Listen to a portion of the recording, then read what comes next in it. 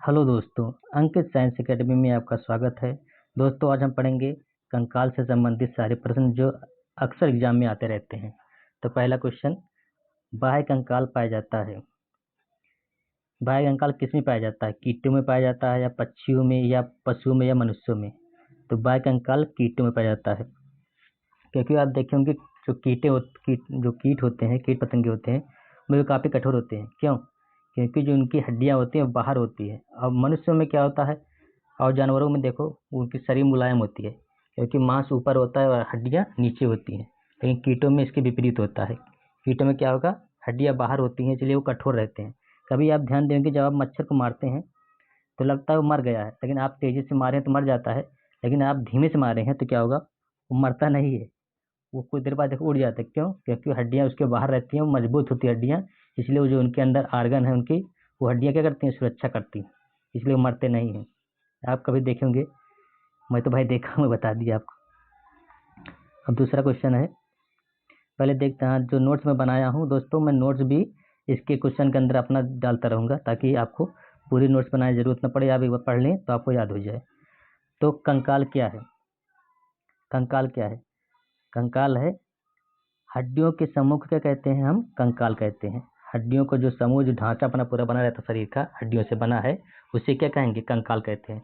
कंकाल दो प्रकार के होंगे, बाह्य कंकाल और आंतरिक कंकाल। बाह्य कंकाल में क्या आ गया, अभी कीट पतंगे आ गए, ठीक। और आंतरिक कंकाल होगा क्या, जिसमें मांस जो होता है ऊपर होती है, हड्डियाँ अंदर होती हैं। ये पशु हो गए, मनुष्य हो गए, और भी जानवर जो हैं वो क्या होंगे, आंतरिक कंकाल के अंतर्गत आएंगे। आंतरिक कंकाल को कहते हैं इंडोस्केलेटन और बाह्य कंकाल को कहते हैं एक्सोस्केलेटन, ठीक है। तो कंकाल का सबसे मजबूत भाग क्या है? हड्डी है। और कमजोर भाग उपास्थि, ये भी हड्डी के प्रकार है।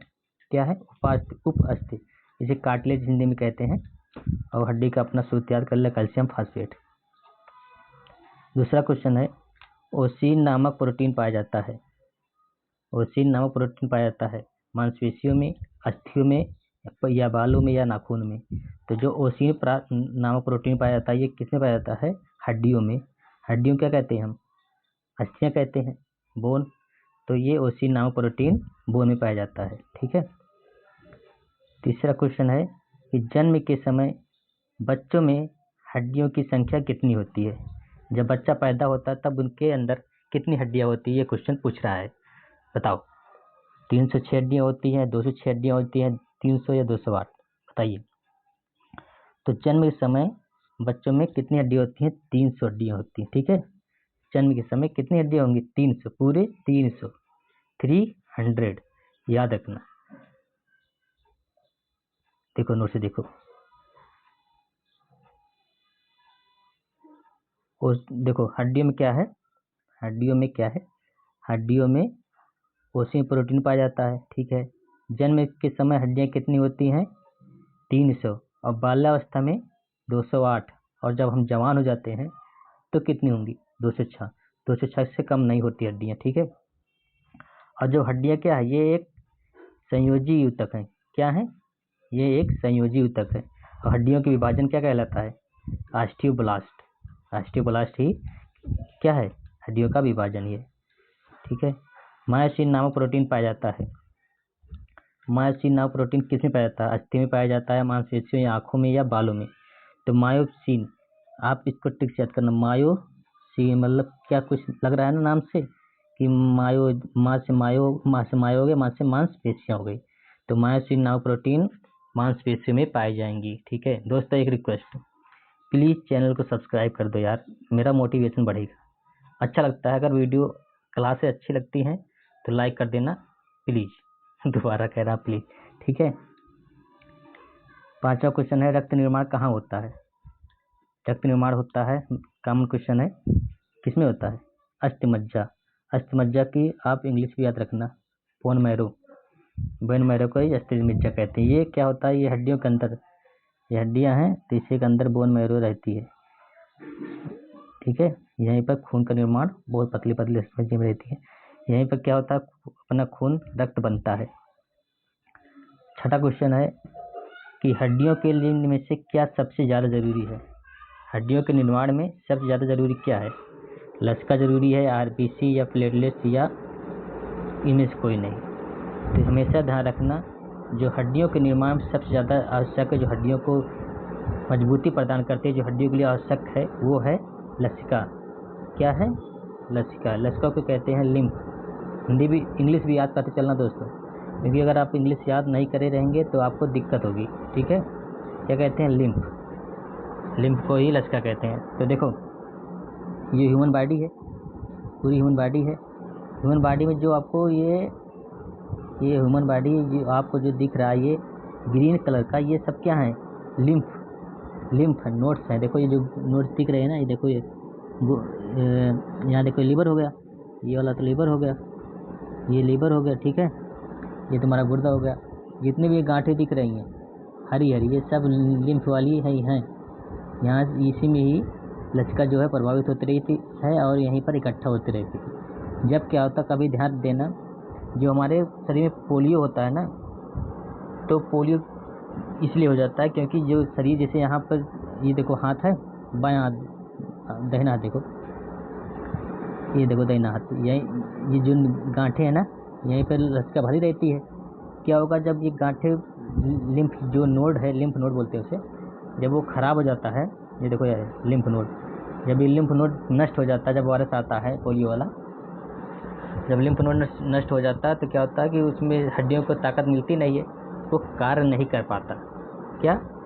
वो फिर ताकत खत्म हो जाती है तो हड्डियां काम नहीं करती, इसलिए कहते हैं कि पोलियो हो गया है। ठीक है,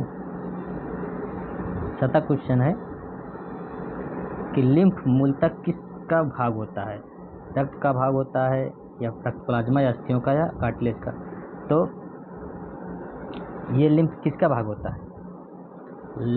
लिम्फ होता है भाग, लिम्फ होता है किसका भाग? रक्त का। इसमें देखो क्या है, क्वेश्चन भाग पूछा है ना कि आवश्यक है।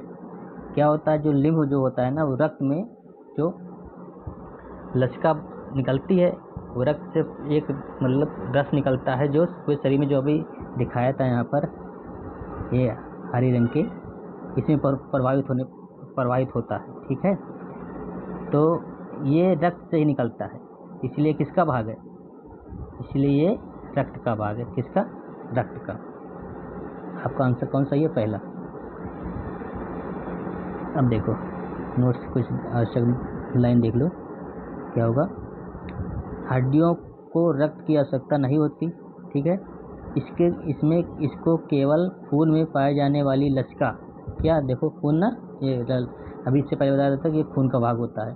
खून में पाए जाने वाली लसिका से हड्डियों को ऊर्जा मिलती है।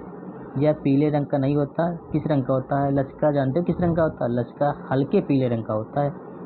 पोलियो में पाए जाने वाले वायरस लसिका के स्टोरेज बॉक्स को नष्ट कर देते हैं, इसलिए उससे संबंधित हड्डियां काम करना बंद कर देती हैं। ठीक है, और देखो हड्डियां जो जुड़ती हैं किसके माध्यम से जुड़ती हैं? जब हड्डियां जुड़ेंगी तो लिगामेंट से जुड़ती हैं। जब आप हड्डियां दो हड्डियां अपन जुड़ते हैं तो किसके द्वारा जुड़ेंगी? लिगामेंट के द्वारा जुड़ेंगी।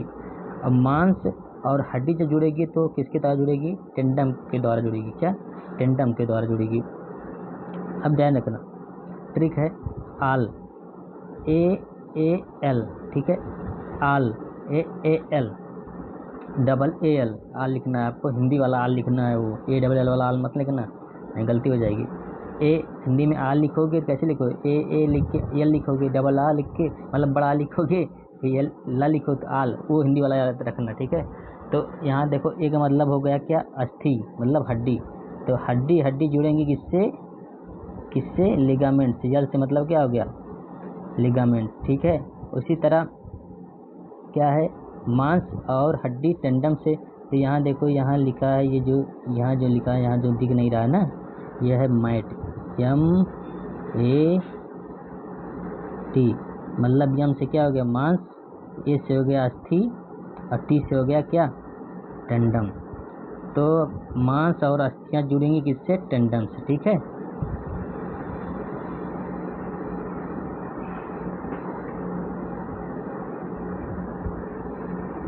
बस दोस्तों आज के लिए इतना ही है। दूसरी क्लास में और ज़्यादा लेके आऊँगा दोस्तों। रीज़न ये है कि मैं पूरी वीडियो लेके आया नहीं हूँ, क्योंकि दोस्तों व्यूज आते नहीं है, पूरी वीडियो बेकार हो जाती है दोस्तों। अगर आप लोग सपोर्ट करोगे तो और भी अच्छी अच्छी वीडियो आएंगी, लेके आऊँगा मैं, वैसे भी लेके आऊँगा, लेकिन आप लोग सपोर्ट कर देना दोस्तों। मिलते हैं अगली क्लास में, तब तक के लिए जय हिंद जय भारत।